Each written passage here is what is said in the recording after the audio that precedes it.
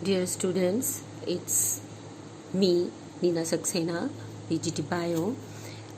In your next chapter, Human Reproduction, the topic spermatogenesis and oogenesis are very important so far as 3 to 5 mark questions are concerned. Mostly it is being asked, so please give attention to these topics. Listen carefully, see the slide and ask any question if arise in your mind.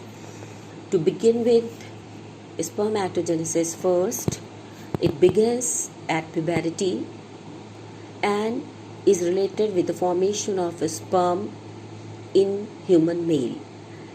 The cycle goes on till the lifespan of man and start at the age of puberty.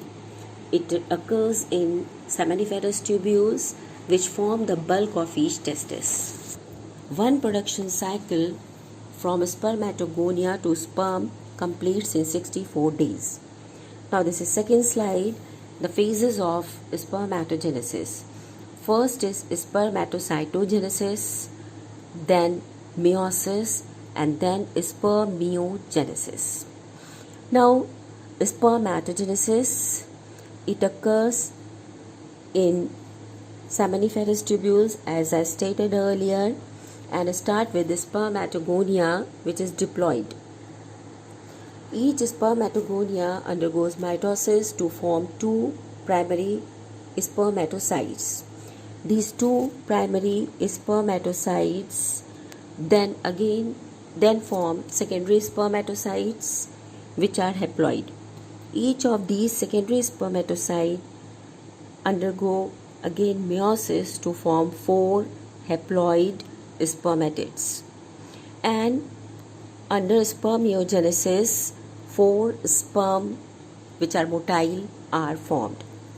These sperms get motility due to flagellation, and now you are seeing the diagram of seminiferous tubule. It has Sertoli cell, primary spermatocytes, Leydig cells, etc.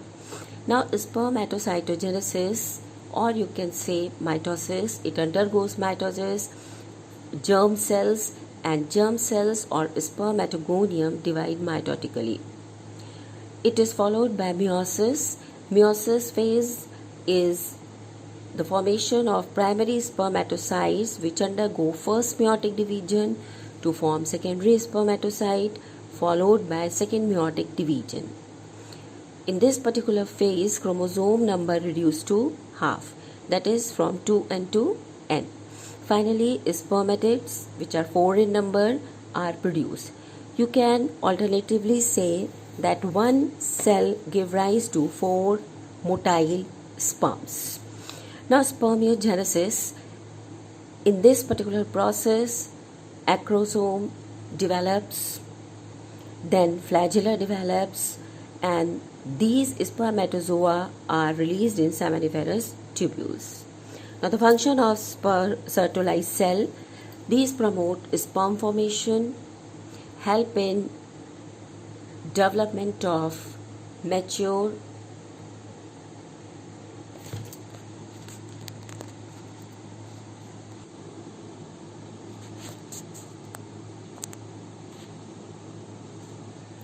helps in the development of mature sperm. These are also called mother cell or nurse cell as they nourish the developing sperm also. Now it is followed by spermatocytogenesis. Then it is the hormones involved here are testosterone, FSH, follicle stimulating hormone, and LH or luteinizing hormone. So I think it is clear. Now we begin with oogenesis. As the name indicates, it is the formation of ova or egg in human female, and it begins with oogonia. The divisions, this oogonia divides mitotically. Now in this diagram you are seeing the oogonium is diploid, it undergoes mitosis and form primary oocytes. Two primary oocytes are being formed. Then, before birth, primary oocytes are there and meiosis is restricted at prophase 1. After puberty, these undergo meiosis and form secondary oocyte. Out of these secondary oocyte, one is large and the second is smaller, called polar body. These secondary oocyte again undergo meiosis too, and polar bodies form two polar bodies, and the second one, which is called secondary oocyte, it forms one large and again one polar body. Out of these 4 cell formed, 3 are polar body and 1 is egg. The function of polar body is to remain attached to the egg and nourish it, protect it. Here you are seeing the development, or you can say oogenesis.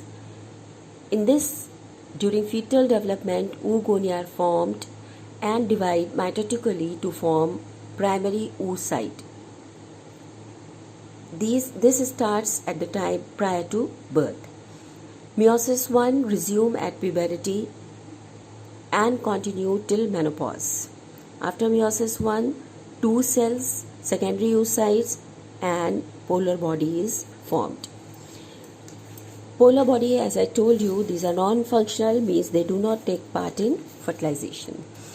One is functional body and the other is rudimentary, means polar bodies are rudimentary.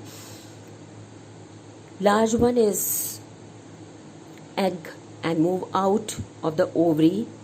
If it get fertilized, further divisions, which are called post-fertilizational events, occur, or if it is unfertilized, get removed through menstrual cycle. Then this slide is of diagram. You see, if you have any problem, just tell me. Now, each primary oocyte is surrounded by follicular cells called primordial cells. At puberty, these start growing due to FSH and LH and develop into primary follicles. As it grows, follicular cells also grow and are called granulosa and zona pellucida. This is a cytoplasmic layer formed between granulosa cells and primary oocyte. As the follicle grows, theca externa, or we can say theca cells, develop as an encircle granulosa, and granulosa start secreting follicular fluid, which develop a cavity that is called antrum. Now follicle is termed secondary follicle. It develops into tertiary follicle, then mature and rupture. When it ruptures, it releases oocyte and remaining gets converted to corpus luteum.